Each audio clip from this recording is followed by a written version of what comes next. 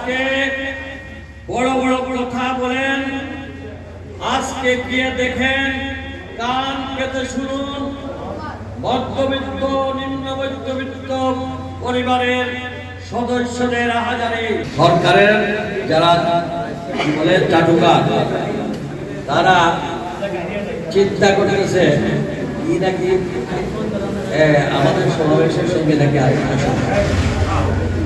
80 লাখ মানুষের মধ্যে যে স্পিরিট, সেটাকে কাজে লাগাতে হবে।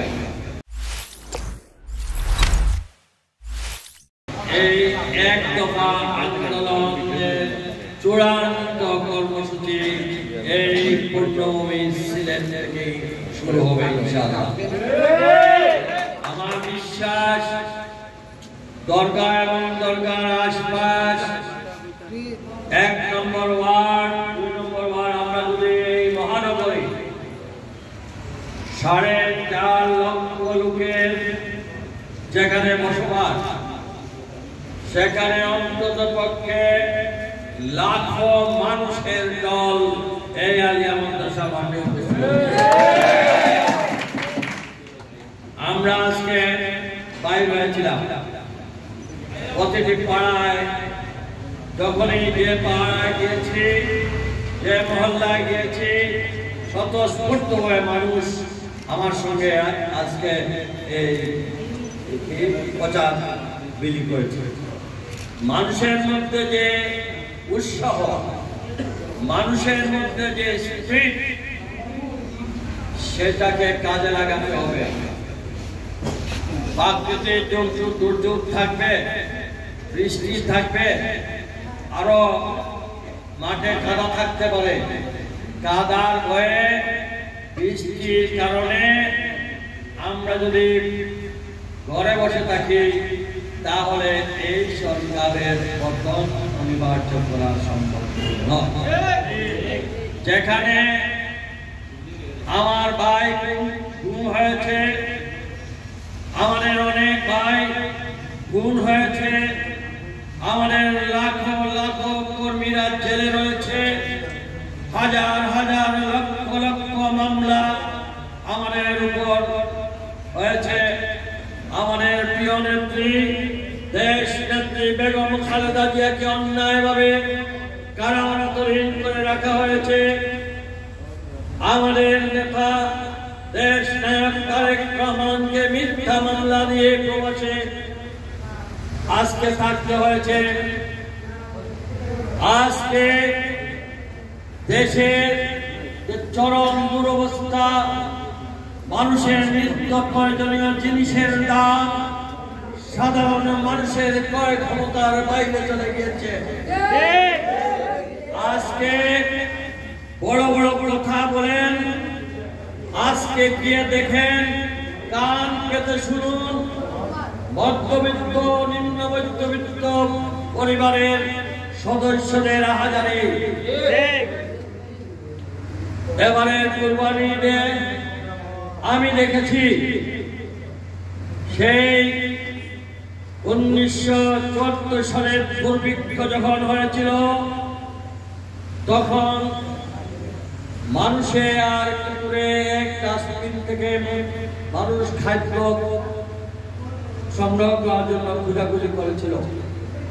আমি শহর পরিষ্কার পরিচ্ছন্নতা দেখার জন্য আমি যখন বাইর হই,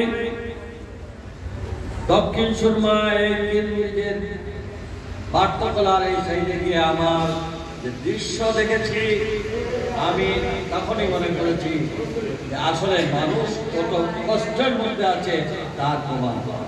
কোরবানি ঈদের মাংস আমরা অনেক গরিবদেরকে দিয়েছি, আর এই মাংস যারা লাইনে দাঁড়াইতে পারে নাই, যারা আপনার বাড়ির সামনে গিয়ে এক টুকরো মাংস আনার জন্য হাত পাততে পারে নাই, তারা অল্প পয়সায় মাংস কিনে তার পরিবারের জন্য নিচে যে একটির মধ্যে কিছুটা দিয়েও আমার এই অবস্থা, যেখানে এটা সিলেটে আমরা কোনোদিন দেখিনি, আজকে সেটা এই অবস্থা। মানুষের মুখের অধিকার, মানুষের মৌলিক অধিকার, বাক স্বাধীনতা, আমাদের এই ন্যায়সঙ্গত দাবি আদায় করতে হলে আমাদের সামনে তারুণ্যের এই যুবকরাই আমাদের আগামী দিনের ভবিষ্যৎ। যখন যুবকরা জেগে উঠে, যখন তরুণরা জেগে উঠে, তখনই এই দেশের আন্দোলনগুলো সফল হয়। আমার বিশ্বাস তারুণ্যের সেই দীপ্ত কণ্ঠে 9 তারিখ সকাল থেকে আলিয়া মাদ্রাসা মাঠ কানায় কানায় ভর্তি করে প্রমাণ করতে হবে এই পূর্ণভূমি সিলেট থেকে তারুণ্যের এই সমাবেশের মধ্য দিয়ে আমরা আমাদের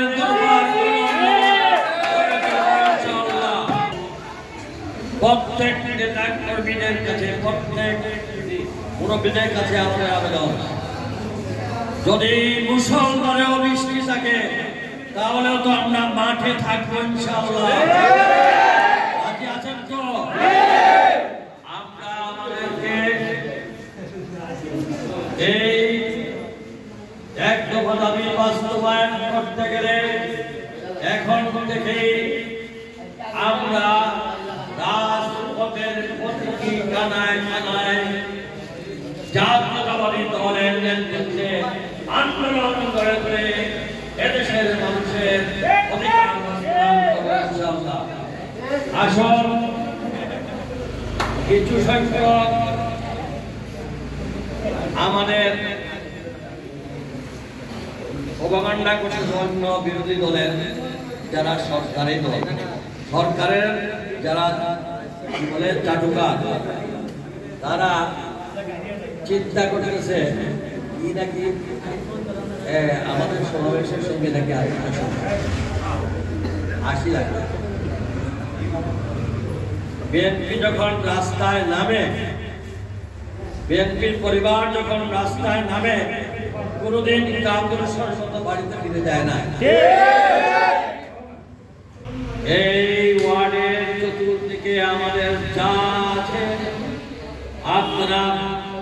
আপনারাই হলেন হোস্ট। সারা সিলেট বিভাগ থেকে যারা আসবে আপনাদের মেহমান। এই ওয়ার্ডের নেতৃবৃন্দের গুরু দায়িত্ব হলো এই সমাবেশকে সফল করা, এই সমাবেশকে সার্থক করা, এই সমাবেশের যাবতীয় সবকিছু আপনাদের নিজেরাই নিজেদের দায়িত্ব থেকে কাজ করবেন, কারো দিকে তাকাবেন না। তবে আমরা আপনাদের সাথে আছি।